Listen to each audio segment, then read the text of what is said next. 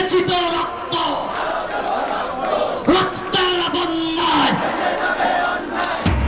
আওয়ামী লীগ খুনির দল, নিষিদ্ধ না হওয়া পর্যন্ত দেশে কোনো নির্বাচন নয় বলছেন এনসিপি নেতারা। অন্তর্বর্তী সরকার ব্যর্থ হলে জনতার আদালতে বিচার করার হুঁশিয়ারি। কিতাবি সংস্কারে ঠেকানো যাবে না ফ্যাসিবাদ, বিরাজনীতিকরণকে উৎসাহিত করলে ঝুঁকিতে পড়বে গণতন্ত্র বললেন তারেক রহমান। রাখাইনে করিডোর দেয়া নিয়ে আলোচনা চান রাজনীতিকরা। এয়ার অ্যাম্বুলেন্স প্রস্তুত না হলে বিমানের ফ্লাইটে ফিরবেন বেগম জিয়া। দেশে পৌঁছাবেন সোমবার সকালে জানালেন মির্জা ফখরুল। 17 বছর পর আসছেন পুত্রবধূ জুবাইদা। এবার লালমনিরহাটের চা বাগান থেকে 2 বাংলাদেশিকে ধরে নিয়ে গেল বিএসএফ। পতাকা বৈঠক করে 9 ঘন্টা পর দিনাজপুরের 2 জনকে হস্তান্তর। বিনিময়ে 2 ভারতীয়কে ছাড়ল বিজিবি।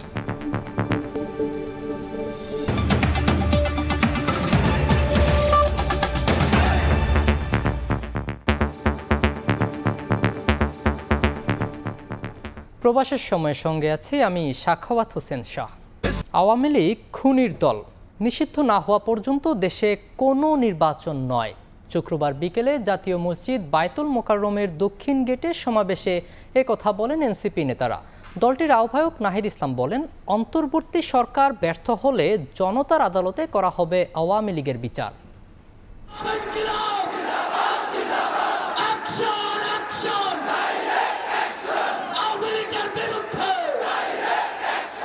জুলাই গণঅভ্যুত্থানের অকুতভয় সৈনিক ছাত্র জনতা আবারও রাজপথে। আত্মপ্রকাশ অনুষ্ঠানের পর বড় জমায়েত জাতীয় নাগরিক পার্টি এনসিপির।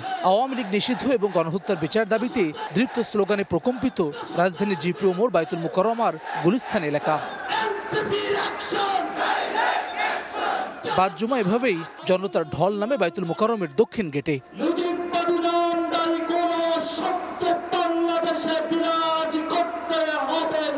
বিকেল 3টায় আনুষ্ঠানিকভাবে শুরু হয় সমাবেশ। বক্তব্য রাখেন শহীদ পরিবারের সদস্য এবং কেন্দ্রীয় নেতারা।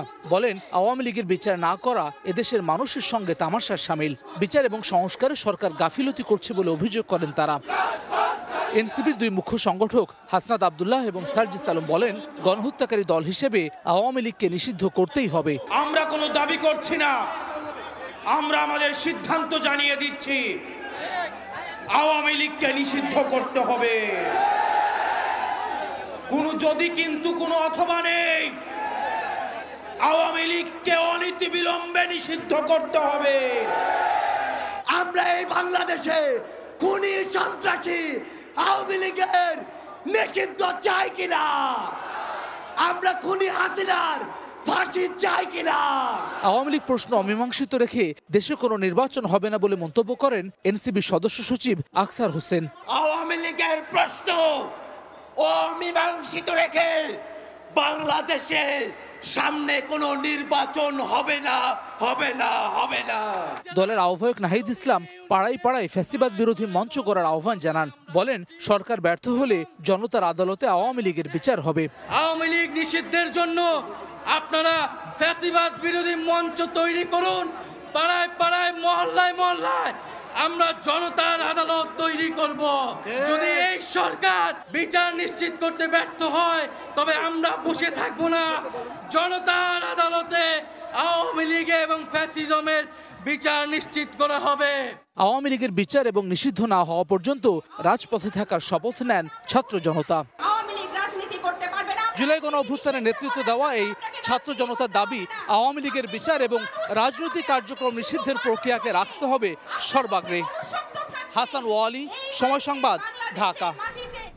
নারী অধিকার সংস্কার বিষয়ক কমিশনের প্রস্তাব বাতিল, শাপলা ট্র্যাজেডি। আওয়ামী শাসনামলে সব গণহত্যার বিচারসহ 5 দফা দাবিতে শনিবার রাজধানীতে মহা সমাবেশ করবে হেফাজতে ইসলাম। সকাল 9টা থেকে শুরু হয়ে বেলা 1টা পর্যন্ত সমাবেশ চলবে। এ উপলক্ষে সোহরাওয়ার্দী উদ্যানে মঞ্চ তৈরি সহ সার্বিক প্রস্তুতি সম্পন্ন হয়েছে। শুক্রবার দুপুরে সমাবেশ স্থল পরিদর্শনে আসেন সংগঠনের নেতারা। এ সময় তারা সুশৃঙ্খলভাবে কর্মসূচিতে যোগদান করতে দেশবাসীর প্রতি আহ্বান জানান। ঢাকার বাইরে থেকে আগতদের নির্ধারিত 3টি পয়েন্ট ধরে সমাবেশ স্থলে আসার অনুরোধ জানান নেতারা। সমাবেশ সফল করতে মিছিল ও গণসংযোগ করেছেন হেফাজতের নেতাকর্মীরা।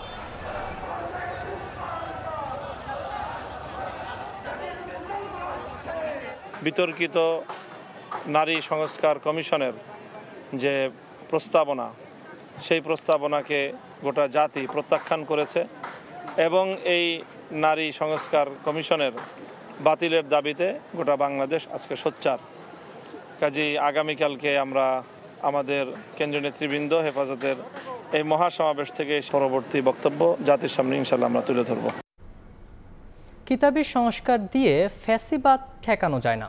বিরাজনীতিকরণকে উৎসাহিত করা হলে ঝুঁকির মুখে পড়বে গণতন্ত্র। এবি পার্টির প্রতিষ্ঠাবার্ষিকীর আলোচনায় ভার্চুয়ালি অংশ নিয়ে একথা বলেন বিএনপির ভারপ্রাপ্ত চেয়ারম্যান তারেক রহমান। অনুষ্ঠানে বিভিন্ন দলের নেতারা করিডোর ইস্যুতে সরকারকে দলগুলোর সঙ্গে আলোচনার আহ্বান জানান। শুক্রবার সকালে বিজয়নগরে কেন্দ্রীয় কার্যালয় থেকে পঞ্চম প্রতিষ্ঠা বার্ষিকী উপলক্ষে বর্ণাঢ্য র্যালি বের করে আমার বাংলাদেশ পার্টির নেতাকর্মীরা। পরে এ উপলক্ষে প্রেস ক্লাবে আলোচনা সভায় অংশ নেন বিভিন্ন রাজনৈতিক দলের নেতারা। এ সময় তারা রাখাইনে করিডোরের বিষয়ে জনগণের কাছে স্পষ্ট করার আহ্বান জানান। ঐকমত্য কমিশন প্রস্তাব করেছে, তার সরাসরি বিরোধিতা নির্বাচন কমিশন করেছে। সেগুলোর নিষ্পত্তি কোন পথে হবে সে সম্পর্কে সরকারের কোনো উদ্যোগ আমরা দেখছি না। অন্তর্বর্তী সরকার মৌলিক প্রশ্নে কনসেনসাসের উপরে দাঁড়াবে, সেটাই আমাদের আকাঙ্ক্ষা। সেই জায়গা যাতে তারা সব ক্ষেত্রেই মেনটেন করেন, সেটা জাতীয় স্বার্থ হোক, এই ভূ রাজনৈতিক পরিবেশে মানবিক করিডোর দেওয়ার মতো সিদ্ধান্ত হোক। দেশের একটা সার্বিক পরিস্থিতির পর একটা সুন্দর নির্বাচনে যদি আমরা যেতে পারি, তাহলে ইনশাআল্লাহ বাংলাদেশ একটা নতুন অধ্যায়ে প্রবেশ করবে। আলোচনা সভায় বক্তব্য রাখেন জাতীয় নাগরিক পার্টির আহ্বায়ক নাহিদ ইসলামও। বলেন, রাজনীতি করার নৈতিক ভিত্তি হারিয়েছে আওয়ামী লীগ। আওয়ামী লীগের সেই নৈতিক ভিত্তি, রাজনৈতিক ভিত্তি হারিয়েছে। এখন তার আইনি বন্দোবস্ত কি হবে, কোন প্রক্রিয়ায়, কোন আইনি কাঠামোতে আমরা আওয়ামী লীগকে বাংলাদেশের রাজনীতি থেকে দূর করতে পারি এবং একটি গণতান্ত্রিক প্রক্রিয়ায় যেতে পারি, সেই বিষয়ে আমাদের সেই পথ আসলে উত্তরণ করতে হবে। অনুষ্ঠানে লন্ডন থেকে ভার্চুয়ালি যুক্ত হন বিএনপির ভারপ্রাপ্ত চেয়ারম্যান তারেক রহমান। বলেন, কিতাবী সংস্কার দিয়ে ফ্যাসিবাদ ঠেকানো যায় না। স্থানীয় নির্বাচন পলাতক স্বৈরাচারের জন্য পুনর্বাসিত হওয়ার একটি সুবর্ণ সুযোগ। জনগণকে রাজনৈতিক এবং অর্থনৈতিক ক্ষমতা নিশ্চিত করা না গেলে শেষ পর্যন্ত কোনো সংস্কারই বোধহয় টেকসই হয় না। দ্রুত সময়ের মধ্যে নির্বাচনের সুনির্দিষ্ট রোডম্যাপ দিতে আবারও অন্তর্বর্তী সরকারের প্রতি আহ্বান জানান তারেক রহমান। আমাদের দলীয় আদর্শ ভিন্ন। চন্দ্রিমা চৌধুরী, সময় সংবাদ, ঢাকা। নির্বাচনের আগে গুরুত্বপূর্ণ সংস্কারের মাধ্যমে পুরনো কাঠামো পরিবর্তন করা না গেলে আবারও স্বৈরাচার ফিরে আসবে বলে মন্তব্য করেছেন জাতীয় ঐকমত্য কমিশনের সদস্য ডক্টর বদিউল আলম মজুমদার। শুক্রবার সকালে কুমিল্লায় চলমান উন্নয়ন প্রকল্পের অগ্রগতি বিষয়ক পর্যালোচনা সভা শেষে সাংবাদিকের প্রশ্নের জবাবে একথা বলেন তিনি। রাজনৈতিক দলগুলোর সঙ্গে আলোচনা করে একটি জাতীয় সনদ প্রণয়নের চেষ্টা চলছে বলেও জানান তিনি। যেই পদ্ধতি, প্রক্রিয়া, প্রতিষ্ঠান, কাঠামো স্বৈরাচার সৃষ্টি করে, সেই কাঠামোর যদি বদল না হয় তাহলে আমাদের অবশ্যম্ভাবী পরিণতি হলেও সে আবারও পুরনো স্বৈরাচার ফিরে আসা। আমরা যেই সংস্কার প্রস্তাবগুলো উত্থাপন করেছি, সংস্কার প্রস্তাবগুলো নিয়ে রাজনৈতিক দলের সাথে আলাপ আলোচনা করছি, তারা এগুলো মেনে নিলেই এই যে সরকার এগুলো বাস্তবায়ন করতে পারে এবং যার মাধ্যমে নিরপেক্ষ সুষ্ঠু নির্বাচনের পথ সুগম হবে। এয়ার অ্যাম্বুলেন্স প্রস্তুত না হলে বাংলাদেশ বিমানের ফ্লাইটে সোমবার সকালে দেশে ফিরবেন বিএনপি চেয়ারপারসন বেগম খালেদা জিয়া। সফরসঙ্গী হিসেবে থাকছেন 2 পুত্রবধূ সহ 7 জন। এমনটাই জানিয়েছেন বিএনপি মহাসচিব মির্জা ফখরুল ইসলাম আলমগীর। 17 বছর পর ফিরছেন তারেক রহমানের স্ত্রী ডাক্তার সুবাইদা রহমান। উন্নত চিকিৎসায় যুক্তরাজ্যের দ্য লন্ডন ক্লিনিকে 17 দিন চিকিৎসা শেষে বিএনপি চেয়ারপারসন বেগম খালেদা জিয়া ছিলেন বড় ছেলে তারেক রহমানের বাসায়। সেখানে থেকেই বিশেষজ্ঞ চিকিৎসকদের তত্ত্বাবধানে ছিলেন বিএনপি নেত্রী। 4 মাস পর দেশে ফিরতে যাচ্ছেন সাবেক প্রধানমন্ত্রী বেগম খালেদা জিয়া। আগামী সোমবার সকালে ঢাকায় পৌঁছানোর কথা রয়েছে তার, এমনটাই জানিয়েছেন দলের মহাসচিব মির্জা ফখরুল ইসলাম আলমগীর। তবে কাতারের রয়্যাল এয়ার অ্যাম্বুলেন্স এখনও নিশ্চিত না হওয়ায় বাংলাদেশ বিমানের একটি ফ্লাইটে বিএনপি নেত্রী ঢাকায় ফিরতে পারেন বলে জানান তিনি। 5 মে সকাল 11টায় হযরত শাহজালাল আন্তর্জাতিক বিমানবন্দরে পৌঁছানোর কথা তার। কাতার আমাদের কাছ থেকে যে অ্যাম্বুলেন্স আপনার পেয়েছিলাম, সেটা একটু এখন বিলম্বিত হচ্ছে, সেই জন্য ম্যাডাম ঠিক করছেন যে ওটা যদি একদম শেষ মুহূর্তে না পাওয়া যায় তাহলে উনি আপনার বাংলাদেশ বিমানেই আসবেন। আমার বাংলাদেশ বিমানে আপনার সমস্ত ব্যবস্থা করে রাখা হয়েছে। 4 তারিখে উনি রওনা হলে উনি 5 তারিখে 11টা থেকে এসে পৌঁছাবেন। এই সফরে বিএনপি নেত্রীর সঙ্গে 2 পুত্রবধূ ডাক্তার জুবাইদা রহমান ও সৈয়দা শামিলা রহমান স্মৃতিসহ থাকছেন 7 জন। 17 বছর পর দেশে ফিরছেন তারেক পত্নী জুবাইদা রহমান। 2008 সালের 11 সেপ্টেম্বর স্বামী তারেক রহমানের সঙ্গে দেশ ছেড়েছিলেন তিনি। এবার ঢাকায় ফিরে ধানমন্ডিতে পৈতৃক বাসায় ওঠার কথা রয়েছে জুবাইদা রহমানের। এ কারণে বিএনপির ভারপ্রাপ্ত চেয়ারম্যান তারেক রহমানের স্ত্রী ও জিয়া পরিবারের সদস্য হওয়ায় নিরাপত্তা বিবেচনায় পুলিশ মহাপরিদর্শকের কাছে প্রোটেকশন ইউনিট চেয়েছেন তিনি। আহমেদ সালেহিন, সময় সংবাদ, ঢাকা। বাংলাদেশকে অস্থিতিশীল করতে প্রতিদিন ভয়ঙ্কর ও অপতথ্য দিচ্ছে ভারতীয় মিডিয়াগুলো, আর এই কাজে আওয়ামী লীগ তাদের সহায়তা করছে বলে অভিযোগ করেছেন প্রধান উপদেষ্টার প্রেস সচিব শফিকুল আলম। শুক্রবার দুপুরে চট্টগ্রাম প্রেস ক্লাবে গণমাধ্যমের চ্যালেঞ্জ শীর্ষক আলোচনা সভায় তিনি একথা বলেন গত 15 বছরে কিভাবে মিথ্যা ও অপসাংবাদিকতা হয়েছে তা জানাতে জাতিসংঘের কাছে যাবে সরকার। এ বিষয়ে তদন্ত প্রতিবেদনও চাওয়া হবে। দেশের সংবাদ মাধ্যমগুলোর ভালো সময় যাচ্ছে উল্লেখ করে প্রেস সচিব বলেন, সবাই স্বাধীনভাবে কাজ করছে।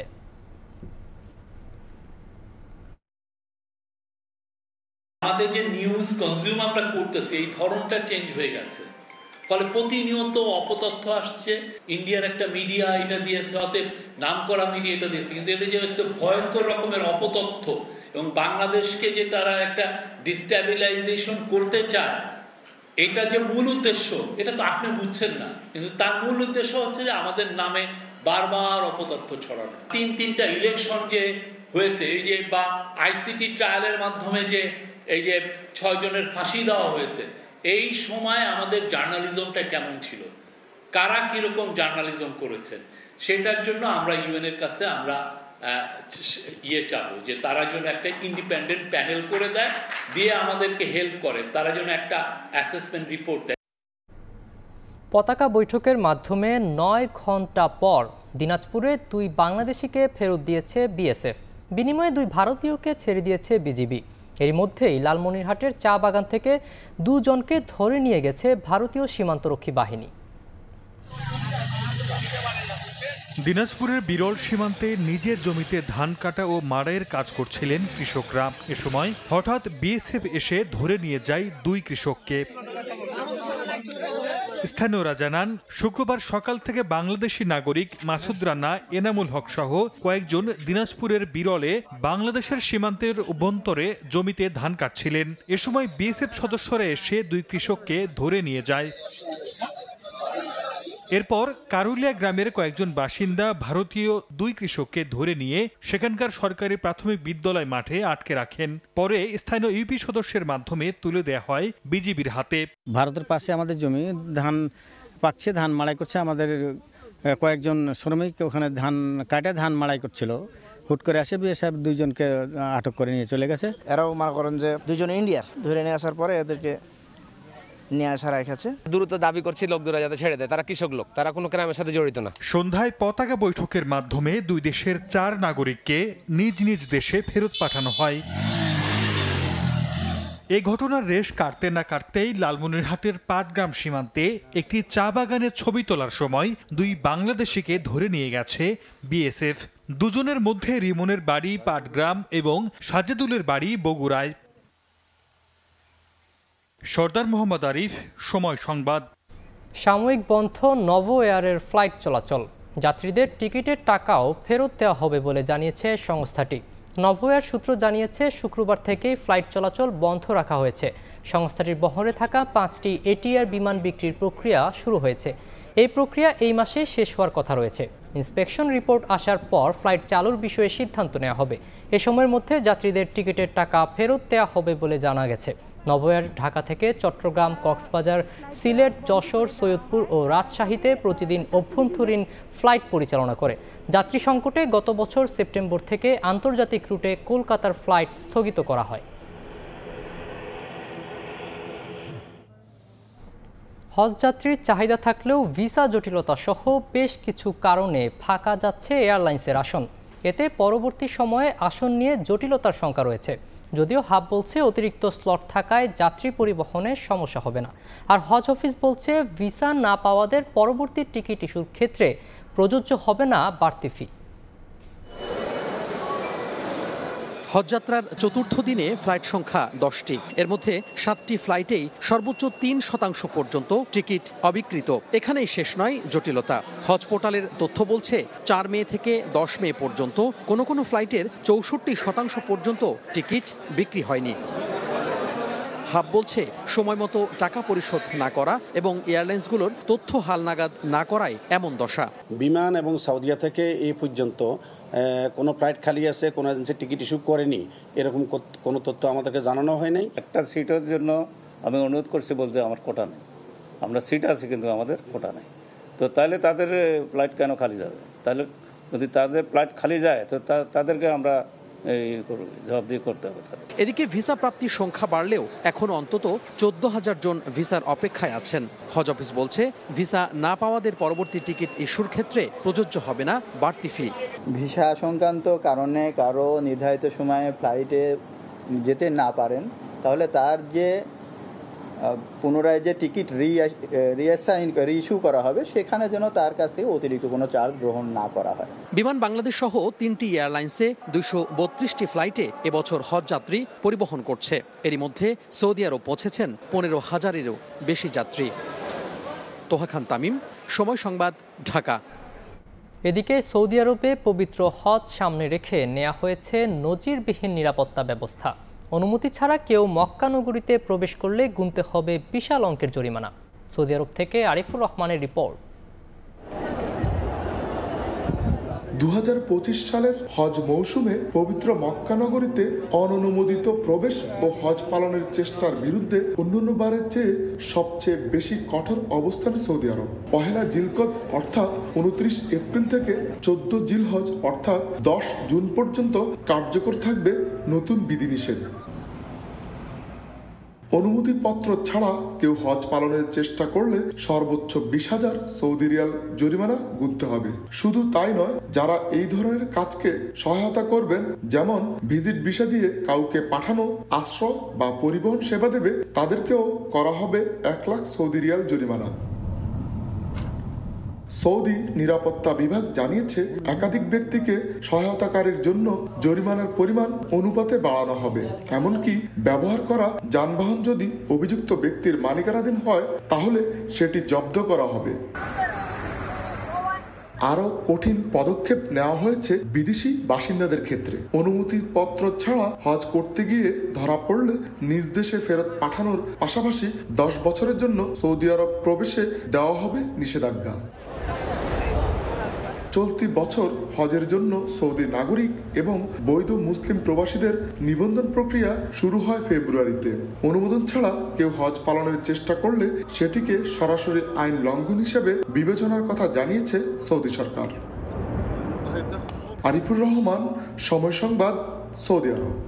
চট্টগ্রামে খাল খননের নামে প্রতি বছর হাজার হাজার কোটি টাকা লুটপাট করেছে বিগত সরকার। শুক্রবার সকালে বিএনপির উদ্যোগে খাল খনন কার্যক্রমের উদ্বোধন করে কথা বলেন বিএনপির স্থায়ী কমিটির সদস্য আমির খসরু মাহমুদ চৌধুরী। এ সময় সিটি মেয়র অভিযোগ করেন মেগা প্রজেক্টের নামে মেগা দুর্নীতি হয়েছে। তিনি জানান নগরীর জলাবদ্ধতা নিরসনে স্বেচ্ছাশ্রম ও নিজস্ব অর্থায়নে খাল খনন করছেন বিএনপি নেতাকর্মীরা।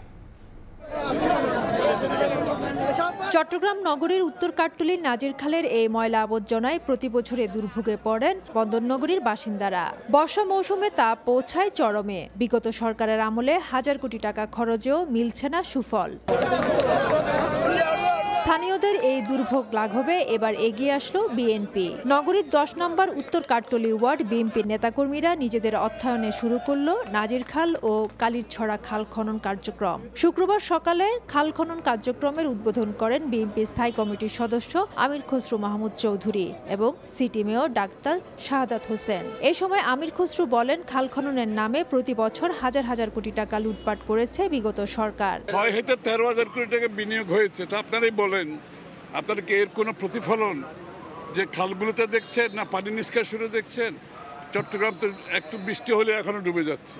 তো সুতরাং আগে কি হয়েছে এটা আর বলার দরকার হয় না। জনগণের দুর্ভোগ লাঘবে সিটি কর্পোরেশন বদ্ধপরিকর জানিয়ে নগরপিতা অভিযোগ করেন মেগা প্রজেক্টের নামে মেগা দুর্নীতি হয়েছে। জলাবদ্ধতা দূর করার জন্য যা যা করার আমরা খাল উদ্ধার, নালা উদ্ধার থেকে শুরু করে প্রতিটি জিনিস ইনশাল্লাহ আমরা করব। আমরা ফান্ড কালেক্ট করে আমরা প্রায় 1 কোটি টাকার উপরে এই 2টা খাল আমরা খনন করব। প্রায় 1 কোটি টাকা ব্যয়ে 1 মাসের মধ্যে উত্তর কাট্টুলির এই 2টি খাল খনন করে সিটি কর্পোরেশনের কাছে হস্তান্তর করবে স্থানীয় বিএনপি। ফেরদৌস লিপি, সময় সংবাদ, চট্টগ্রাম। সপ্তাহ ব্যবধানে বাজারে বেড়েছে সব ধরনের মুরগির দাম। বেশিরভাগ সবজি বিক্রি হচ্ছে 60 থেকে 80 টাকা কেজি দরে। তবে মিনিকেট চালের দাম কমেছে কেজিতে 7 থেকে 10 টাকা পর্যন্ত।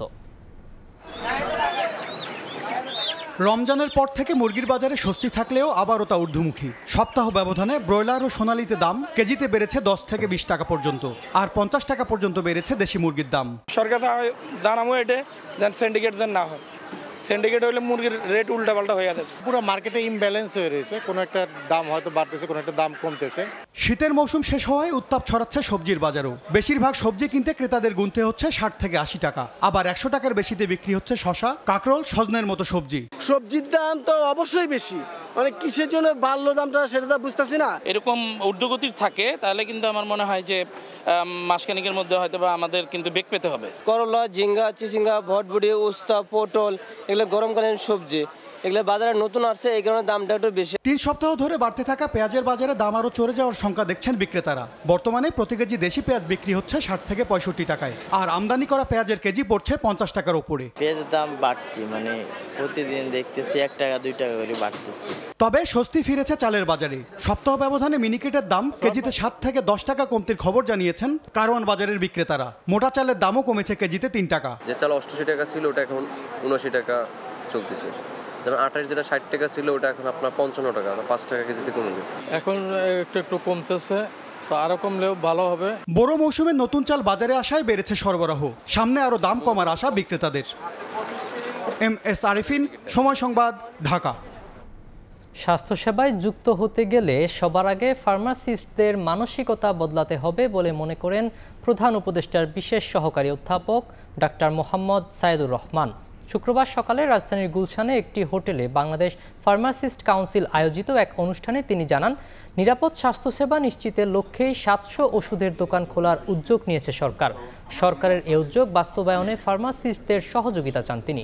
এ সময় জানানো হয়, দেশের 654টি সরকারি হাসপাতালের একটিতেও কোনো গ্রাজুয়েট ফার্মাসিস্ট নেই। মানসম্মত চিকিৎসা নিশ্চিতে দক্ষ চিকিৎসক ও নার্স ছাড়াও দক্ষ ফার্মাসিস্ট থাকা জরুরি বলেও জানান বক্তারা।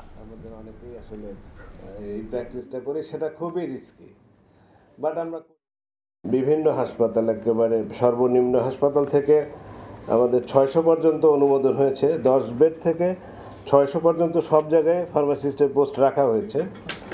এখানে সর্বশেষ আমাদের 600 বেডের হাসপাতালে 6টা পোস্ট রাখা হয়েছে। ডাক্তারের সঙ্গে নার্সের যে রেশিওর কথা উল্টা হয়ে আছে, প্রায় ফার্মাসিস্টের উপস্থিতি নাই এই মুহূর্তে। কিন্তু আপনারা ইতিমধ্যে শুনেছেন, সচিব মহোদয় বলেছে যে আমাদের এই ভবিষ্যৎ পরিকল্পনাতে আমাদের স্পষ্টতই আমরা যে স্ট্যান্ডার্ড সেট আপ করেছি সেখানে ফার্মাসিস্টদেরকে সেখানে ইনক্লুড করা আছে। জনগণের নির্ভরতার প্রতীক হয়ে ওঠা জাতীয় জরুরি সেবা 999-এর নিরবিচ্ছিন্ন সেবার অন্যতম প্রতিবন্ধকতা অপ্রয়োজনীয় কল। প্রতিষ্ঠার 8 বছরে 999-এ আসা 6 কোটি 16 লাখের বেশি ফোন কলের মধ্যে 3 কোটি 47 লাখ কলই অপ্রয়োজনীয়, যা মোট কলের প্রায় 57%। জরুরি সেবা নিয়ে মাসুদুর রহমানের 2 পর্বের বিশেষ প্রতিবেদনের প্রথম পর্ব।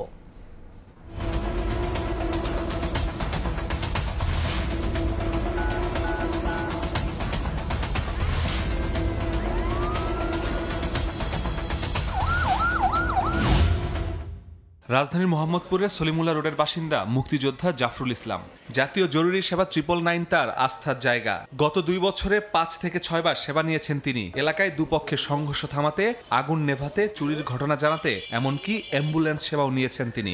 আমাদের লাইনে একবার একটা গন্ডগোল হয়েছিল, পুলিশ আসছে, পুলিশের দেখালাম, তো পুলিশের সহযোগিতা করে সব ঠিকঠাক করে দিল, চলে গেল। জাফরুল ইসলামের মতো প্রতিদিন 999-এ 24,000 ফোন আসে দেশের বিভিন্ন প্রান্ত থেকে। 8 বছরে এ সেবা মানুষের আস্থা অর্জন করতে পেরেছে বলে জানিয়েছে নগরবাসী। যে কোনো সময় কল দিয়ে আমরা সাথে সাথে একটা ফিডব্যাক পাচ্ছি। অনেকে হয়তো ভালো রেজাল্ট পেতে পারে, কিন্তু আমার ক্ষেত্রে ব্যাপারটা আসলে একটু ভিন্ন রকম হয়েছে। তবে সেবার মান বাড়াতে জাতীয় জরুরি সেবার অন্যতম বাধা অপ্রয়োজনীয় কল। প্রতিদিন আসা কলের প্রায় 57% অপ্রয়োজনীয়।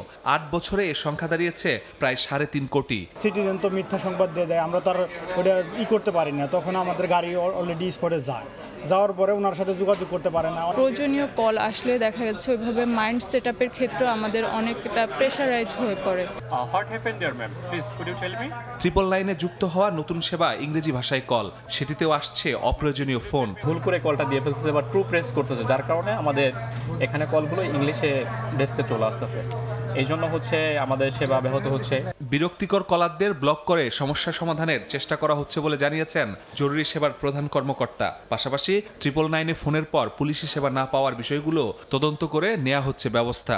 অপ্রয়োজনীয় কল যখন আসে তখন দেখা যায় যে যিনি জরুরিভাবে সেবা চাচ্ছেন তিনি কিউতে চলে যান, তাকে অ্যাড্রেস করতে আমাদের সময় লাগে, ফলে তিনি এই সেবাটা থেকে বঞ্চিত হতে পারে। ইনকোয়ারিতে পড়েছে এই ধরনের অহরহ ঘটনা আছে। অপরাধ বিশ্লেষকরা বলছেন টেলিযোগাযোগ আইনে অপ্রয়োজনীয় কলারদের সাজার বিধান আছে। এইভাবে বিরক্ত করে কিংবা কোনো ধরনের অনাকাঙ্ক্ষিত অনভিপ্রেত কোনো প্রস্তাব উত্থাপন করে কিংবা এই কার্যক্রমের ক্ষেত্রে ব্যাঘাত সৃষ্টি করে, তাহলে তার জন্য কিন্তু শাস্তি এবং আর্থিক জরিমানা দুইটাই কিন্তু ব্যবস্থা আছে। 999-এর মতো জায়গায় অপ্রয়োজনে ফোন না করে দায়িত্বশীল ভূমিকা পালনে জনগণের প্রতি আহ্বান জানিয়েছে জাতীয় জরুরি সেবা কর্তৃপক্ষ। মাসুদুর রহমান, সময় সংবাদ, ঢাকা। 11 মাস আগে 10 লাখ টাকা খরচ করে সৌদি আরব যান রাজবাড়ীর 2 যুবক। স্বজনদের দাবি সেখানে গিয়ে কাজ না পেয়ে উল্টো দালালের নির্যাতনের শিকার হচ্ছেন তারা। 3 মাস ধরে পরিবারের সঙ্গে যোগাযোগও নেই। 2 দালালের বিরুদ্ধে মানব পাচার প্রতিরোধ আইনে মামলা করেছেন ভুক্তভোগীর পরিবার। তদন্ত করে ব্যবস্থা নেওয়ার আশ্বাস দিয়েছে পুলিশ। আশিকুর রহমানের রিপোর্ট। রাজবাড়ী সদর উপজেলার জালদিয়া গ্রামের সোহেল মোল্লা ও তার চাচাতো ভাই ইকবল মোল্লাকে সৌদি আরবে ভালো চাকরির প্রলোভন দেখান প্রতিবেশী মনিরুদ্দিন মোল্লা ও তার শ্যালক মামুন মোল্লা। ভাগ্য ফেরাতে 10 লাখ টাকা দিয়ে গত বছরের 9 জুন সৌদি আরবে পাড়ি জমান সোহেল ও ইকবল। সেখানে গিয়ে কাজ না পেয়ে উল্টো দালাল চক্রের নির্যাতনের শিকার হন তারা। কাজ দেওয়ার আশ্বাসে চলতি বছরের 7 ফেব্রুয়ারি ভুক্তভোগীর পরিবারের কাছ থেকে আরও 2 লাখ টাকা নেন দালাল মনিরুদ্দিন ও মামুন। কিন্তু এরপর থেকেই পরিবারের সঙ্গে যোগাযোগ বিচ্ছিন্ন হয়ে যায় সোহেল ও ইকবলের। 2 দালালের বিরুদ্ধে মানব পাচার প্রতিরোধ ও দমন আইনে মামলা করেছেন সোহেলের স্ত্রী রিনা আক্তার। দালাল বলতেছে আরো 10 লক্ষ টাকা দিলে তাদের এনে দিবে। সরকারের কাছে দাবি আমার ছেলে দুটোরে ফেরত চাই। এ নিয়ে রিক্রুটিং এজেন্সির ওপর দায় চাপালেন 2 দালাল। এই বিদেশে ব্যাপারে এ পার্টি তো আমার কাছে হোস করে নাই যে তোমার শালা বিদেশে নিবি, আবার আমার শালাও জিজ্ঞাসা করে নাই জোগান নেব কি কন। এ বাবুদে আমি কিছুই জানি না। আমার পক্ষ থেকে এবং ট্রাভেল এজেন্সি তারা পাসপোর্ট ওইখান থেকে তাদের চাওয়া অনুযায়ী পাসপোর্টটা তাদের ব্যাক দিয়ে দেওয়া হয়েছে, তারপরে আমার আর কোনো দায়ভার নাই। এদিকে মামলা তদন্ত করে প্রতিবেদন দাখিলের জন্য পিবিআইকে নির্দেশ দিয়েছেন আদালত। আমরা আমাদের তদন্ত কার্যক্রম শুরু করব প্রকৃত অপরাধীকে আইনের হাতে সোপর্দ করার জন্য। নিখোঁজ সোহেলের 1 মেয়ে ও ইকবলের 2 মেয়ে রয়েছে। আশিকুর রহমান, সময় সংবাদ, রাজবাড়ী।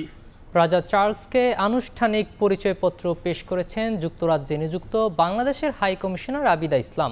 স্থানীয় সময় বৃহস্পতিবার বাকিংহাম প্যালেসে আয়োজিত অনুষ্ঠানে যোগ দেন আবিদা ইসলাম। রাজা চার্লস বাংলাদেশের রাজনৈতিক পরিবর্তন, গণতন্ত্র, জলবায়ু পরিবর্তন ও তৈরি পোশাক খাতের বিষয়ে আগ্রহ প্রকাশ করেন।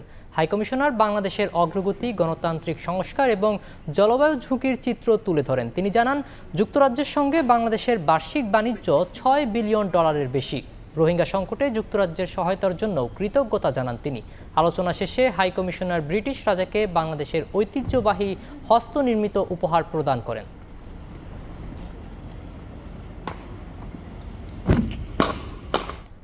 জাতীয় কবি কাজী নজরুল ইসলামকে নিয়ে গবেষণা অনুষ্ঠান হয়েছে যুক্তরাষ্ট্রের ক্যালিফোর্নিয়ায়। এতে শিক্ষক শিক্ষার্থী ছাড়াও অংশ নেন প্রবাসী বাংলাদেশিরা। বিশ্বকবিতায় তার বিপ্লবী লেখনীর ভূমিকা নিয়ে আলোচনা করেন বক্তারা। ক্যালিফোর্নিয়া থেকে লস্কর আল মামুনের রিপোর্ট। প্রেম, বিরহ, সাম্য, মানবতা, আবার কখনো আধ্যাত্মিক কিংবা বিদ্রোহ। কবি নজরুলকে যেভাবেই চিত্রায়িত করা হোক না কেন, পরাধীনতার শৃঙ্খল ভাঙার সংগ্রামী সাহিত্যকর্মের দৃষ্টিতে তিনি ছিলেন স্বাধীনতার কবি।